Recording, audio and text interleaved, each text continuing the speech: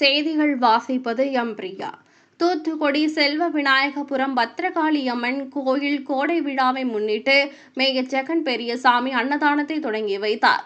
தூத்துக்குடி செல்வ விநாயகபுரம் பத்ரகாளி அம்மன் கோயில் கோடை விழாவை முன்னிட்டு அன்னதானம் நடைபெற்றது. செல்வ விநாயகபுரம் நந்தகோபாலபுரம் கோவில் கோடை விழாவை முன்னிட்டு கடந்த 5ஆம் தேதி கால்நாட்டு விழா நடைபெற்றது. கோடை விழாவை முன்னிட்டு தினமும் இரவு அம்மனுக்கு அலங்கார பூஜை பஜனையுடன் நடைபெற்று 10ஆம் தேதி மாகாப்பு பூஜையும் 11ஆம் தேதி மாலை தீர்த்தவாரி செல்லும் நிகழ்ச்சியும் நடைபெற்றது. அதனைத் தொடர்ந்து இரவு 101 திருவிளக்கு பூஜைகள் நாட்டில் மழை வளம் பொழிந்து விவசாயம் செழிந்து வறட்சி நீங்கி உலகில் அன்பு அமைதி நிலவளம் வேண்டியும் எல்லோரும் எல்லா செல்வங்களோடு வாழ வேண்டும், கணவர்கள் ஆயுள் வேண்டியும் குழந்தைகள் படிப்பு ஆரோக்கியம் அனைவரும் நலமுடன் வாழ வேண்டி நோய் நொடி இல்லாமலும் தொழில் வளர்ச்சி எல்லோருக்கும் சிறப்பாக அமைந்து தமிழகம் அமைதி பூங்காவாக அனைவரும் ஒற்றுமையுடன் வாழ்ந்து பொருளாதார நெருக்கடி நீங்கிட வேண்டி பஜனை பாடல்களுடன் தீப அலங்காரம் நடைபெற்றது.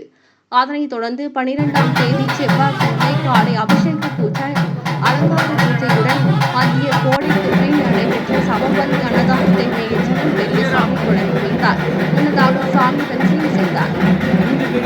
விழாவில் தர்மகர்த்தா ராஜ பெரியசாமி, உதவி தர்மகர்த்தா ஆறுமுகசாமி, காரியதரசி முனியசாமி, பொருளாளர்கள் ரவீந்திரன், காமராஜ், கனகர், தேவேந்திரன், ஆடிட்டர்கள் மாரியப்பன், ஐயாதுரை, ஆலோசகர் துரைசாமி, சித்திரவேல், சொல்வழங்கு, ஸ்ரீதரன், இளையராஜா, பெரியசாமி, ராஜ்குமார், கமிட்டி உறுப்பினர்கள் வள்ளிராஜன், ஜெயபாண்டி, முருகன், பாலு, கணேஷ், கந்தகுமார், பாலமுருகன், ராம்குமார், அருள், விஜயகுமார், சிவசுந்தர், பெரியசாமி, பாலசுப்பிரமணியன், பெரியசாமி, அருணகிரி, முருகேசன், பூவலிங்கம், ராஜலிங்கம், கணேசன், சண்முகம், கணேசமூர்த்தி, இளைஞர் அணியினர்கள் சுரேந்தர், சரவணகுமார், ராஜ்குமார், ராஜேஷ்குமார், தமிழ்ச்செல்வன், தங்கராஜ், மாவட்ட திமுக பொறியாளர் அணி துணை அமைப்பாளர் கணேஷ்குமார், மின்வாரிய தொழிற்சங்க தலைவர் பேச்சுமுத்து, கோல்பேட்டை பகுதி பிரதிநிதிகள் பிரபாகர், ஜேஷ்கர் உட்பட பக்தர்கள் கலந்து கொண்டனர்.